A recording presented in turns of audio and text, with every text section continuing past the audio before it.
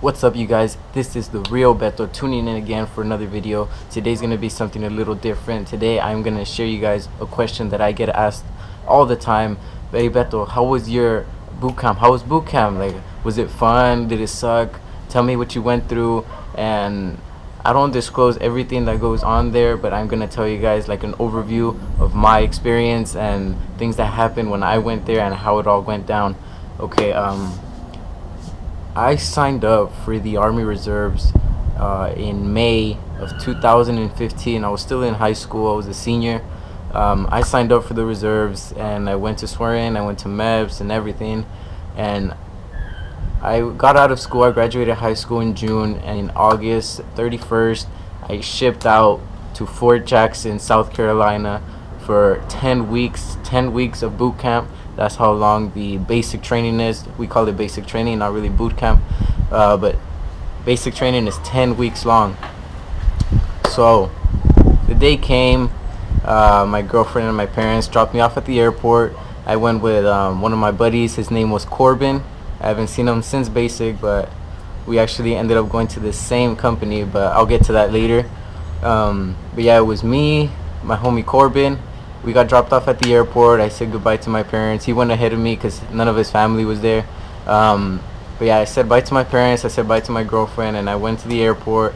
I went through security at the airport, and we were waiting for the flight. And I think it was 3 flights that we had to get on. We had to get on 3 flights, and my luck, of course, I missed. Well, me and him both. We missed the last flight. So we had to wait like a couple hours, like I don't know, like 2-3 hours for another flight to come in, and we were on the waiting list. We were like, damn man, what are we gonna do? We're already gonna get in trouble. We're already gonna look bad. But anyways, we finally got on the plane. We got on the very last plane going to South Carolina, and I would say we got there around midnight. And I remember getting out of the airplane. As soon as we landed, actually, I texted my mom, I texted my dad, I texted my girlfriend, like, oh, I'm here safe.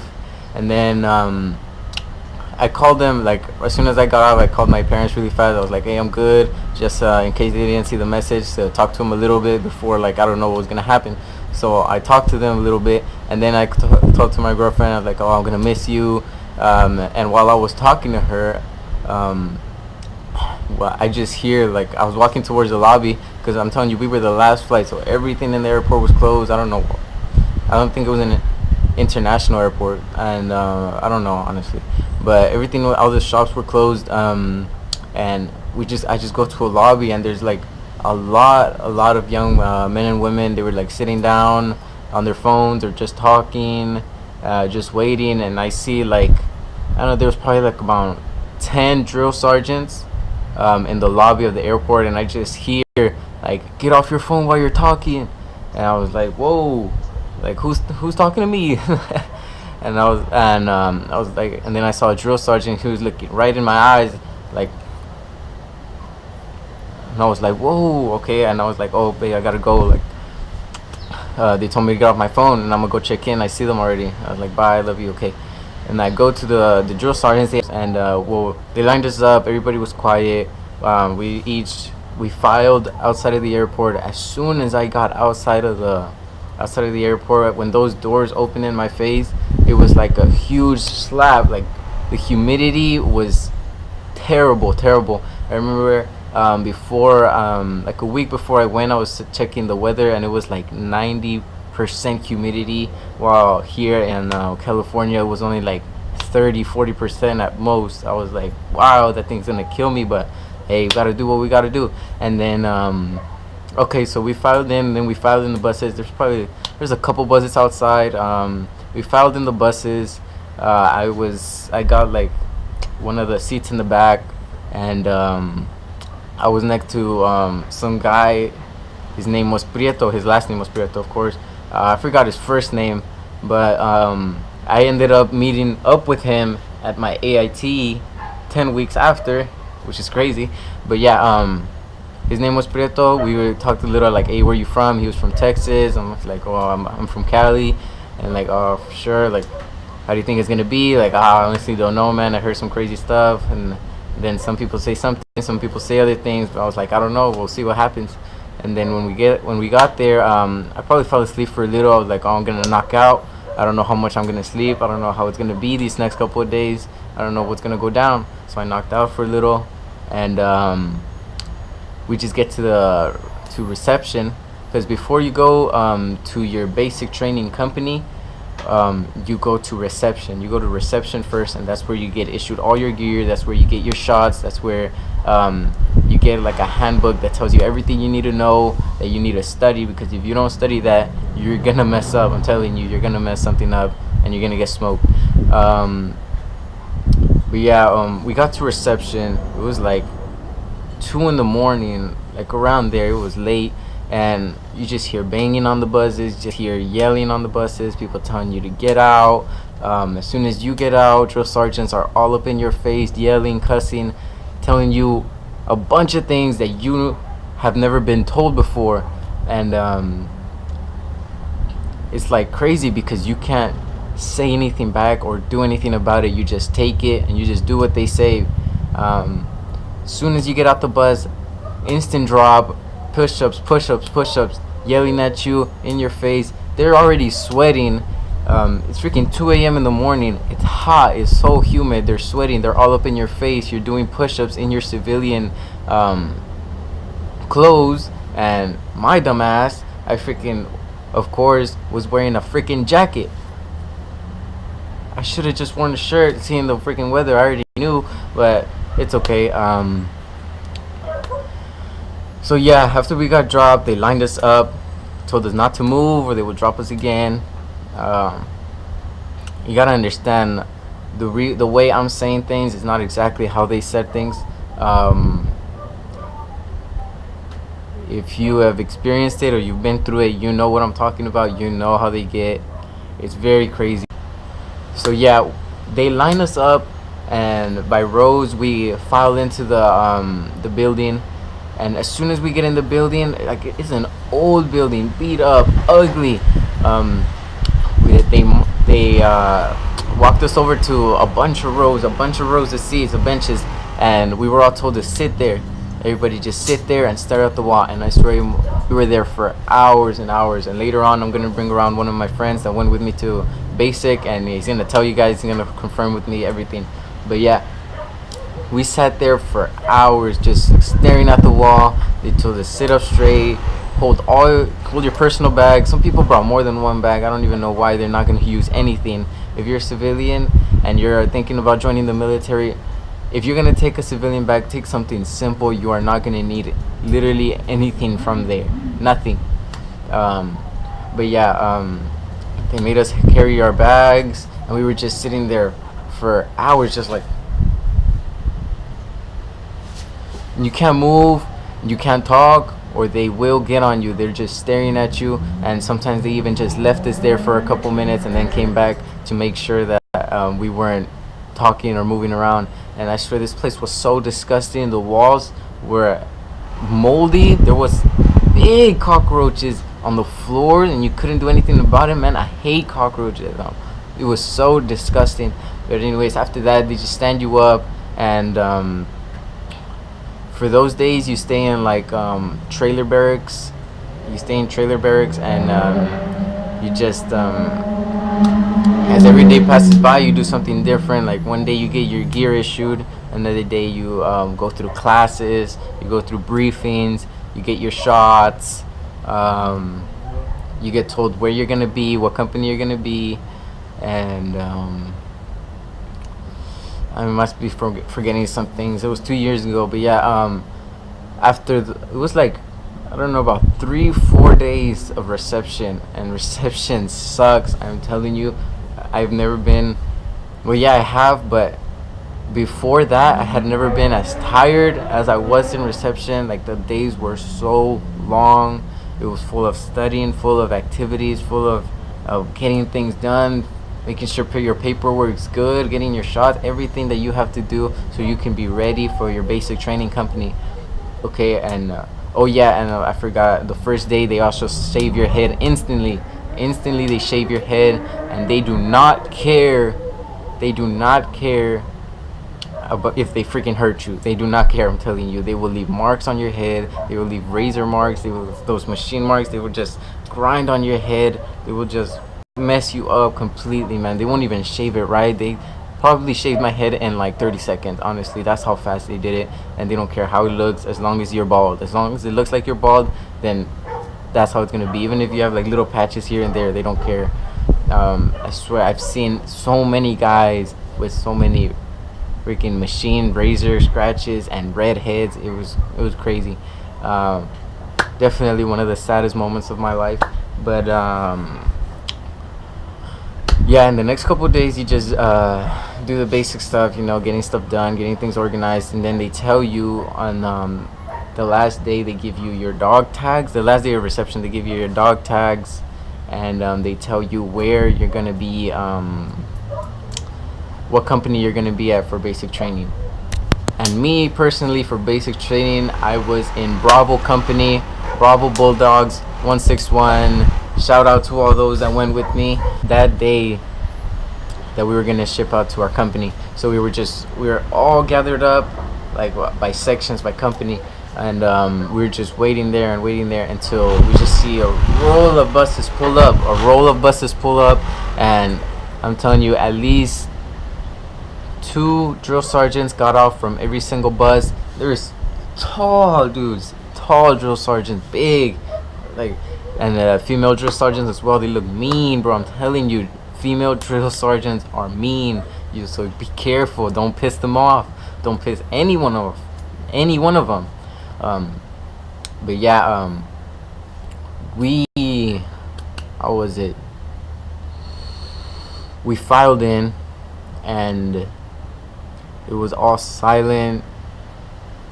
And then when we sat down, instantly you had your duffel bags, you had your laundry bag, you had your civilian bag, and you had to put everything on your lap. Think about this. You have a lot of gear on. You have all your uniforms, all your PT gear, you have everything, your civilian bag, your laundry. You have so many things, your toiletries. You have so many things that you have on yourself, and you're sitting down like this, bunched together with another dude or another girl, of all shapes and sizes, and you're just so squished in those in those bus seats, because they were old beat up buses. They were like school buses, but they were all white, and they were completely messed up, but they were so old. But yeah, we instantly sat down. They told us to put our head in our bag, so put your head like that on the bag. You can't see a thing. We can't put our heads up. We can't see where we're going. We can't see the way to get to the company. I swear it was the longest ride of my life. It was the longest ride of my life. I was like, man, what did I get myself into? I don't know where the hell I'm going. I don't know what the hell's gonna happen. I wonder how hard it's gonna be. What if I don't make it? But then I was like, oh, you gotta relax. You gotta think about the positives. Think about how you're gonna grow. Think about how you're gonna be better. Think about how your family's gonna see you when you're done. Think about how you're gonna improve both mentally and physically. Like, think about how much stronger you're gonna be as a person. How your character is gonna change. So I was motivated. We got to a training company. Like, okay, everybody, lift your heads up. I'm reiterating again.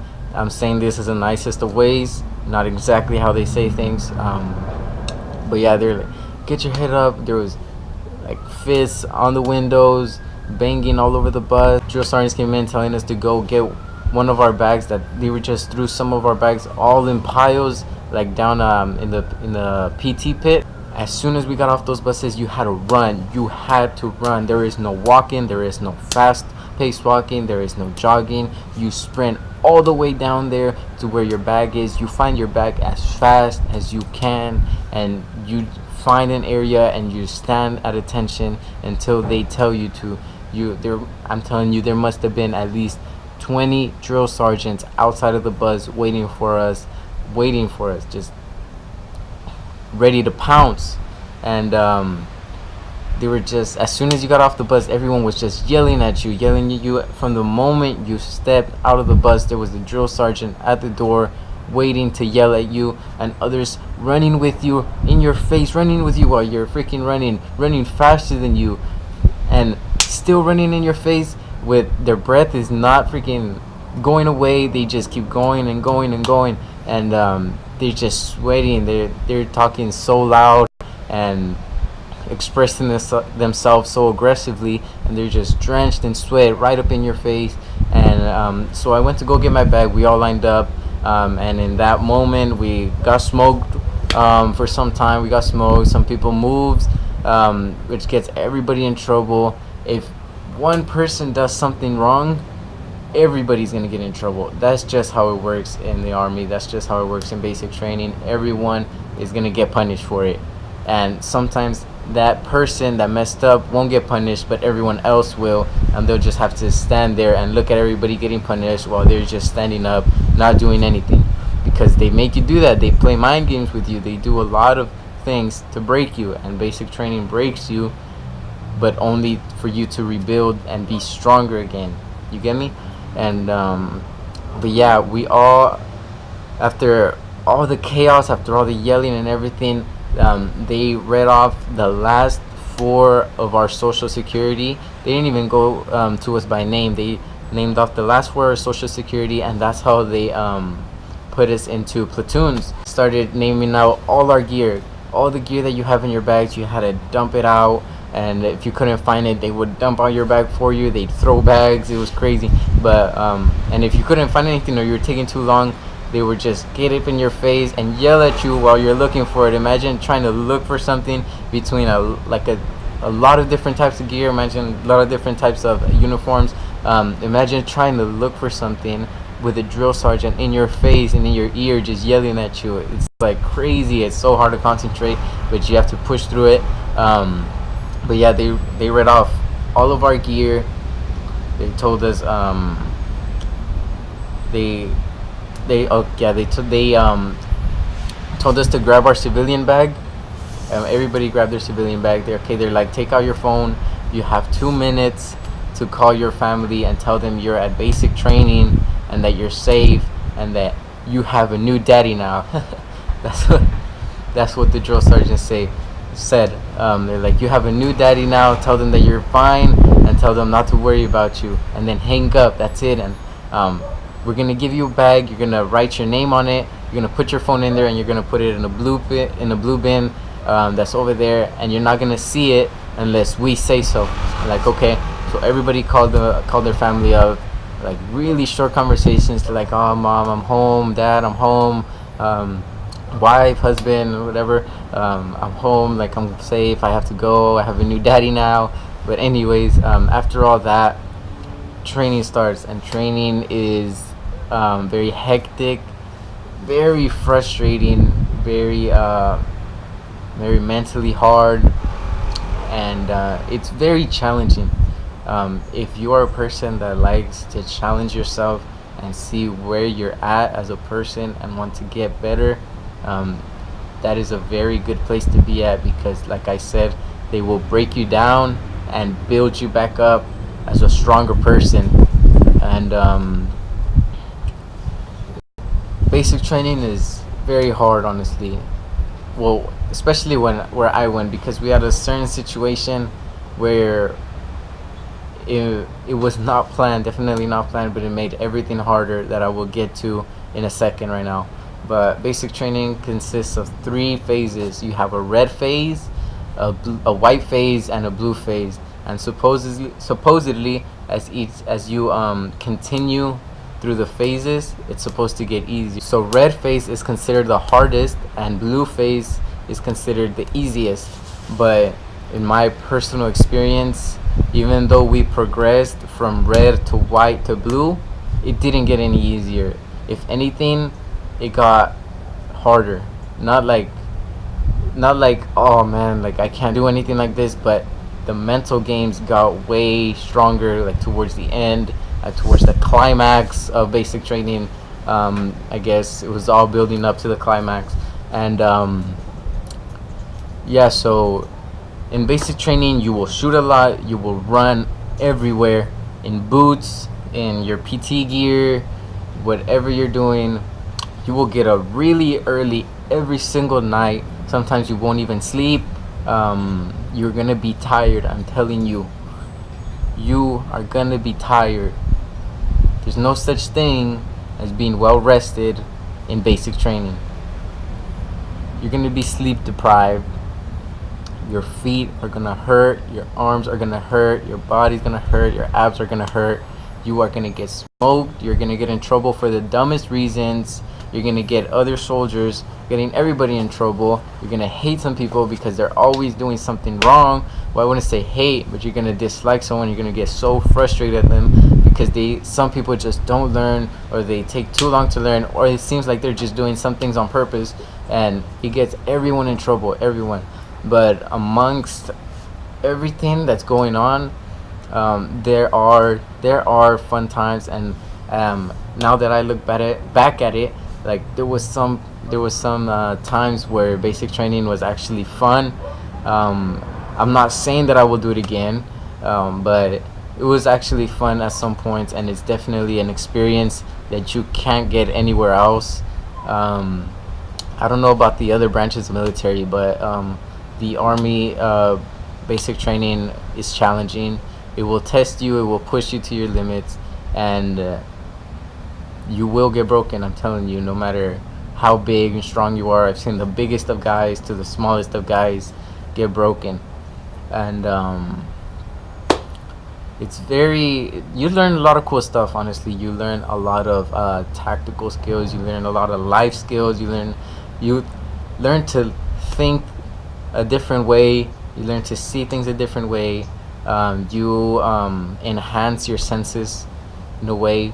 Drill sergeants can't put their hands on you, they can't hit you, but they can smoke you. And smoking was the worst part of basic training by far, especially because as soon as I got placed in first platoon, we got crap for it for the next 10 weeks.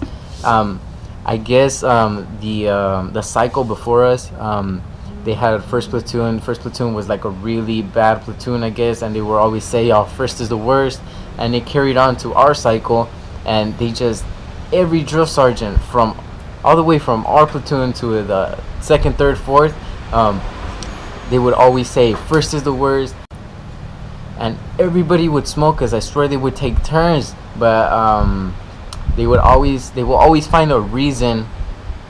They will always find a reason to smoke you. I'm telling you, even one person messing up will ruin it for everybody. There was a time where I was that one person. I'm not gonna say it now. I might say it later. But yeah, there was one time where I got the whole platoon smoked. It was my fault. I'll probably save it for another video where I bring one of my buddies in, which he can testify to. But yeah, it was my fault. But anyways, it was very cool. You get to shoot a lot. You get to learn a lot of things. A lot of we do combatives. We don't do too much, but we do a good amount. And as you progress in your military career, you're gonna be able to go to combatives classes. You can just sign up for them. Tell your chain of command what you want to do, and if there's spots open, you'll definitely get those classes. But yeah, there's not gonna be, well, for me personally, there wasn't one day where my feet didn't hurt, where I didn't have blisters. Like I said, you're gonna run in boots, you're gonna run in your shoes, and you're gonna walk rug march and for miles, and it's gonna hurt. And sometimes you're gonna have a lot of field training exercises where you won't be able to shower, you won't be able to do a lot of things. You're gonna be disgusting, you're gonna be filthy, you're gonna have to learn to get your hands dirty, you're gonna have to get down in the dirt and train like everyone else, and you have to do a lot of prerequisites to graduate. It's not gonna be easy. You have a lot of things that you have to do, but me personally, I an okay time, at basic. I was sick for like 3 weeks because like during like the weather started going all over the place. Like I don't know if you guys know how it is, but the weather is very bipolar at some points, and sometimes it would rain, sometimes it would be so hot, and I got sick, and it was really bad. You can't have any type of medicine at all, no type of medicine, no type of antibiotics, no, not even a band-aid, no medical aid, stuff like that. You can't provide self-medication. But yeah, you can't have any sweets, you can't have any candy, you can't have any soda, you can't have any contraband inside the barracks at all. And if you get mailed any packages, they will open it in front of everybody, and if you have candy, they will keep it supposedly until the end of basic training. But I don't even know, I never got any of that anyways. I always told my family not to send me things like that. But yeah, talking about the mail part, there was a huge problem when I went to basic training with the mail. Like I would constantly find myself writing letters to my girlfriend and my parents. I only wrote like 1 or 2 letters to my brother, I'm not sure, but yeah, it's because he's in New York, he's in Fort Drum, so I didn't really know his address until I asked my parents to send it to me. But yeah, I would write a lot of letters, and I would barely receive any, and I would see like my battle buddies, like getting letters. Some people would get letters every single day, and I was so mad. Like, you guys don't understand. I was like, damn, my family doesn't love me, they forgot about me already. Like, what am I gonna do? I'm over here, I need them, I need their support. I miss talking to them. I want to know how they're doing, I want to know what they're up to, I want them to know how I'm experiencing life, what I'm going through. I want to share my feelings with them, and I would get no letters, and I was like, whoa, man, what's going on?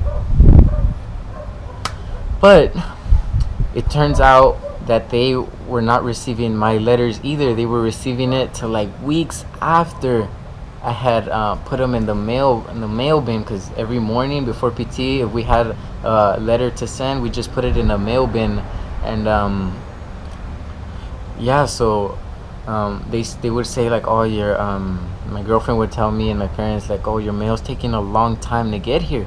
And I was like, wow. Like, by the time that they would that I got a letter from them, it would be from like 3 weeks ago, and I would already have sent like 4 or 5 letters. And I was like, whoa, this sucks. Like, I don't even, like, I'm trying to read through them, like, see, like, when I eventually got all the letters, like towards the end, I was trying to read through them and put them in order to see and checking the dates.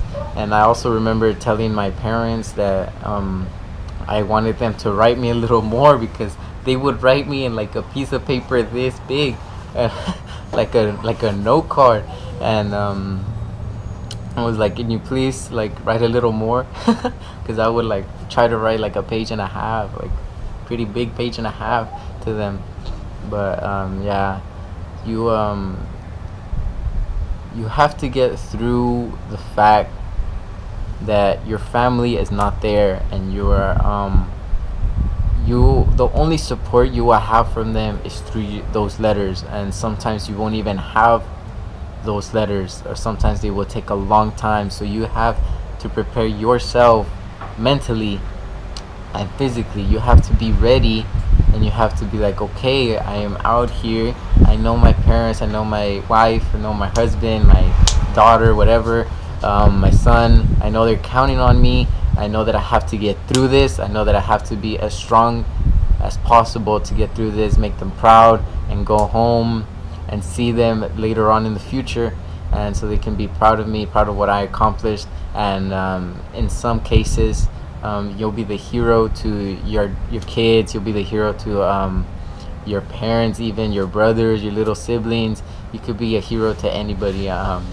Anybody out there that wants some inspiration, that wants to know what it's like. You can be very motivating. You don't know how motivating you could be to people that are looking at you and want to be doing things like you are. Some people don't get the chance to join the military. Some people don't have the chance to, don't have the opportunity to do a lot of things, and it sucks. Honestly, it sucks. And in my opinion, everybody should have equal opportunity, but unfortunately it's not like that. But anyways, there's a lot of moments where you're gonna feel down, where you're gonna be depressed.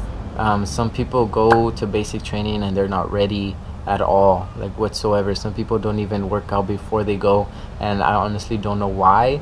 Like, you really should at least try to get some workouts in a couple months, so you can be at least a little prepared for what's about to hit you. But yeah, I'm telling you, if you want to survive basic training, do push-ups, do sit-ups, and run. Those are the three basic things that you need the most. But other than that, you really need to consider what you're getting into, because the Army's not for everybody. A lot of people fail. Not everybody passes. So if you've ever heard that everybody passes, they're wrong, because not everybody does. It's not for everybody. Like, there was a guy the first day that we got there that wanted to quit. He wanted to quit the first day. He didn't. Eventually, he stayed the whole time. He graduated with me, but he wanted to quit, and a lot of people didn't make it as well.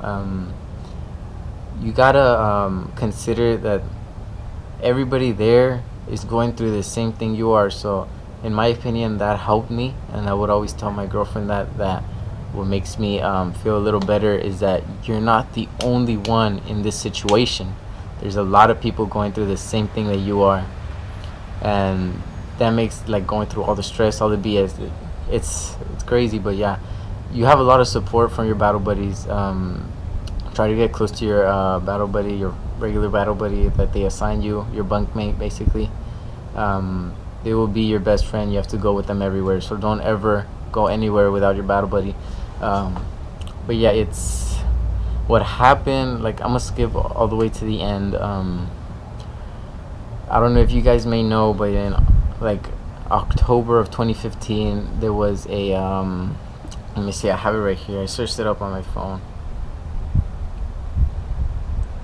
There was a North American storm that triggered a high precipitation event which caused historic flash flooding across North and South Carolina.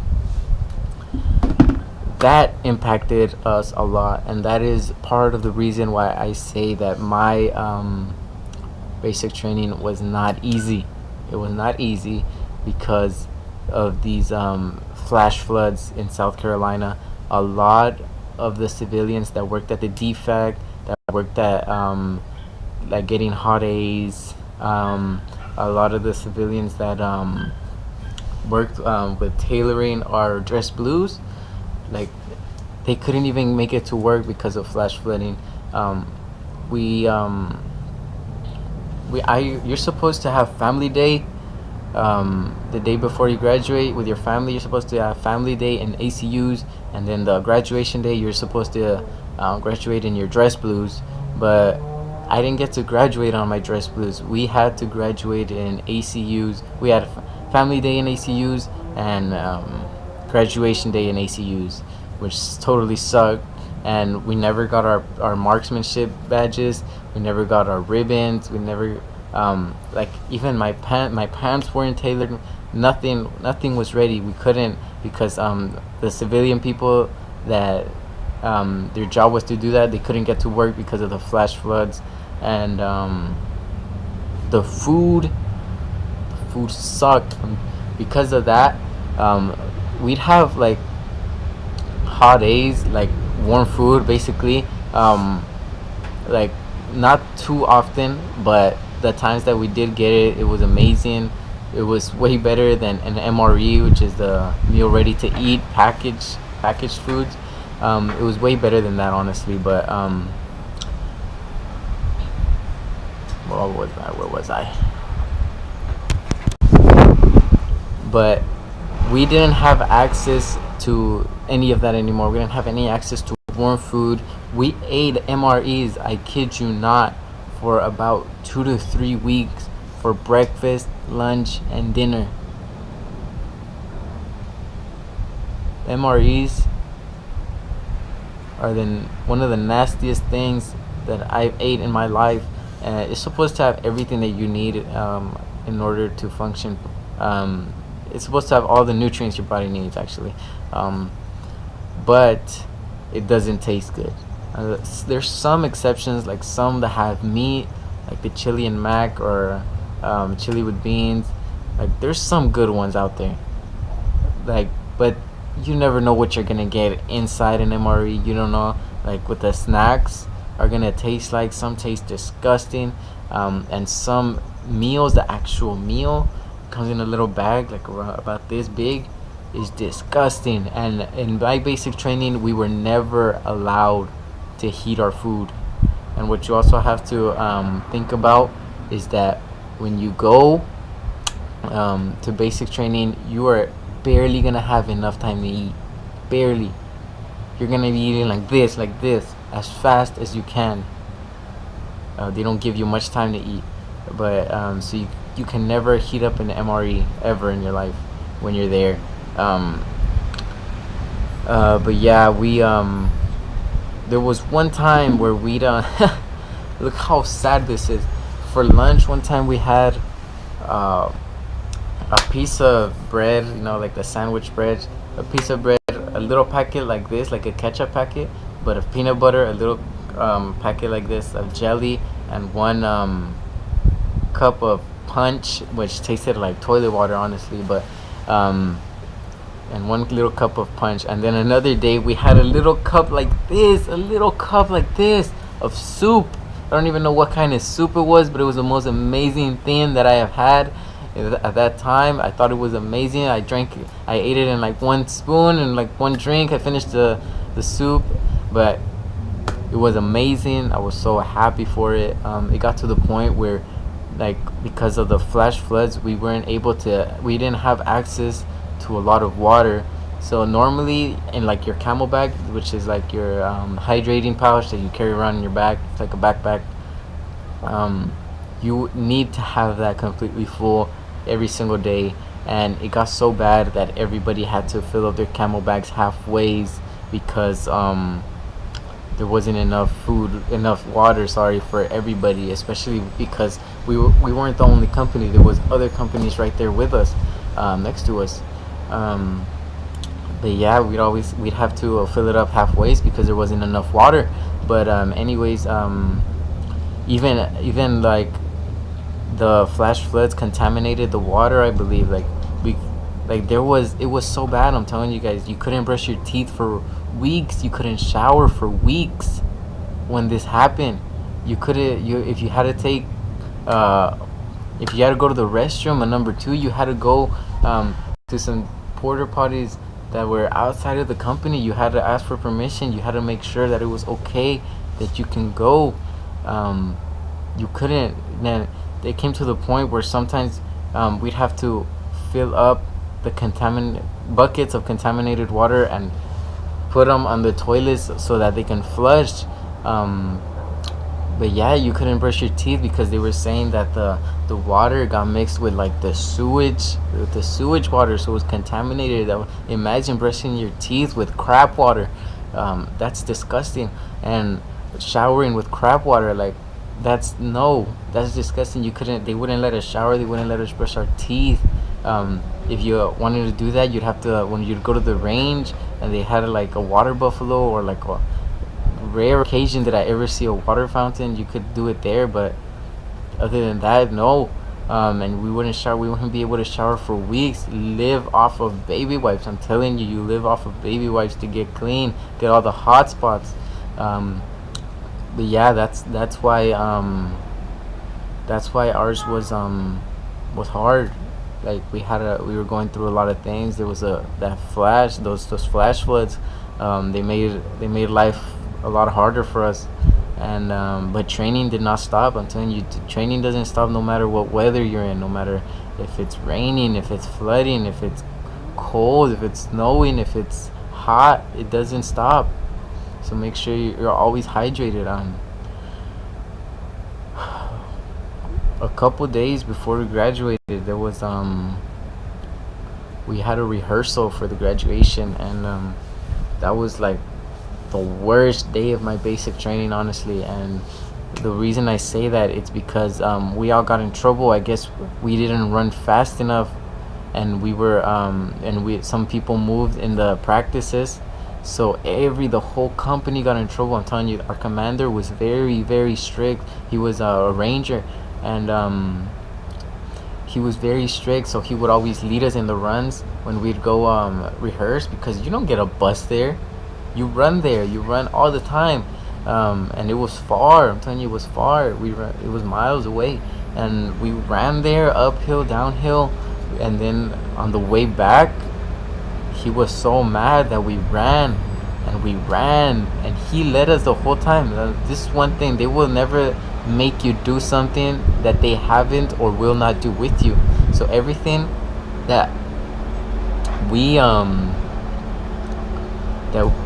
do, they do it with us. And our commander, he led the pack. We would run behind him. We ran behind him as a company. We ran to the company, laps around the whole battalion, laps and laps. You see all the companies just looking at us like we were the only ones. I've never ran so much at a time until that day. And I was so happy that it was towards the end, because that's when I was in really good cardio shape, and I was able to keep up with him the whole time. A lot of people fell out. Like I probably tell you, like around 3/4 of the whole company fell out.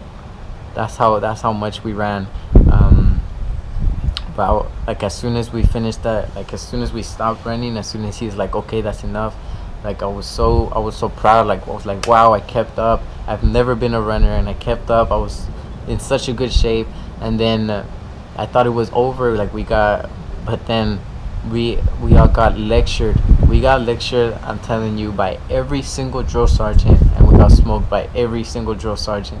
And I've never been so tired in my life. And the next day, I had never been so sore in my life. I could barely walk. My legs were spaghetti legs. The whole day for like 3-4 days after that, I had spaghetti legs. My whole body hurt. I'm telling you, it was something I've never been through in my life. But for you guys that want to go into the army or any other branch, just know that it's not going to be easy. It's not going to be a piece of cake. It's not going to be a walk through the park. You're going to be challenged, and eventually you're going to be a better person. You're going to be a better individual. You're going to look at yourself and be like, wow, I accomplished it. It's worth everything in the end, the accomplishment of becoming a soldier. But yeah, November 12th or 13th, I can't remember. I think 13th was my graduation day. But November 12th, I saw my family. It was family day. It was my dad, my mom, and my girlfriend. They all went to go see me, and it was by far one of the happiest days of my life. I'm not gonna lie, I broke down as soon as I was able to hold them again. And you just see all these parents, like after you get dismissed, you see all these parents running to their kids, all these families, their sons, little daughters, wives, husbands, just so proud of what their family member has done and what they've accomplished. And it's such a good feeling seeing them again, and it's amazing. Honestly, you guys that have been through it understand what I'm saying, and you guys that don't, if you're looking into it, you're gonna understand what I'm saying. It's amazing. It's an amazing feeling. But yeah, to everyone that's about to ship out or plans to, I wish you the best of luck. Wish you the best of luck wherever you go. Remember to always stay positive. Try to be positive no matter how hard things are. Try your best don't do anything to get noticed in a bad way. If anything, just try your best, do what you have to do, and you will be fine. You will make it through. You will make it through. Just have faith, believe in yourself, and push yourself. That's what you got to do. If you don't push yourself, you're not going to get better. You're going to stay at the same spot. So push yourself, or they will push you, but you also have to push yourself. You have to motivate yourself every single day. And with that, guys, I hope you guys liked this video. Comment down below what you guys thought. Like, subscribe, comment down any questions, whatever you guys want. I'll talk to you guys if you have any questions, anything. But yeah, I hope you guys like this video. I will see you in the next one. Trapping getting old, so I've been moving weight. Pigeons in the trunk, I'm on the interstate. Made myself a plug.